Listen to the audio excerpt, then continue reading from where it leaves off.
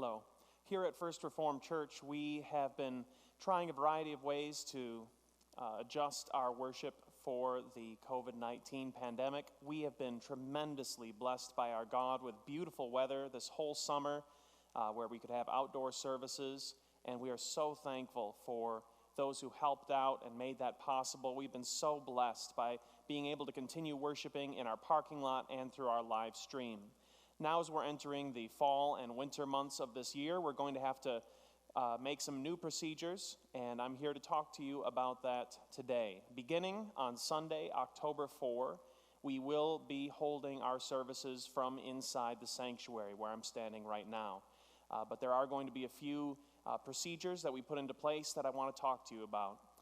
First of all, as you come to church on Sunday morning, you will have two options. If you are comfortable being in a place where people are singing, you may worship in the sanctuary. The sanctuary will allow for congregational singing and congregational response.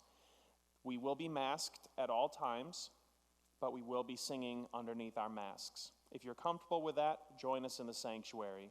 If you feel a little bit uncomfortable with congregational singing, you may worship in the activity center in our gym. There will be no congregational singing and no congregational reading in the gym.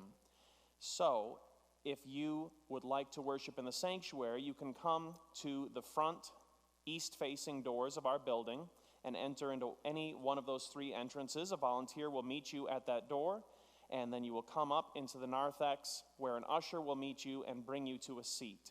We will be seating the sanctuary from the front to the back to minimize contact with other people.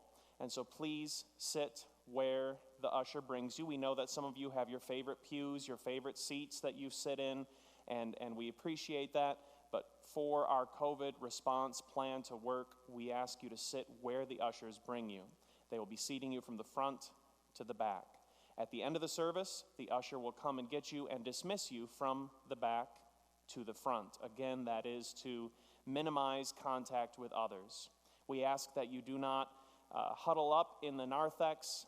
There's plenty of opportunity to meet with each other outside or in the fellowship hall, where we will allow for some mingling to happen as long as we keep our masks on and continue to socially distance ourselves. If you're worshiping in the activity center, where there will be no singing and no congregational reading, we ask that you go to the door marked Activity Center, which is between the Family Life Daycare and the Activity Center.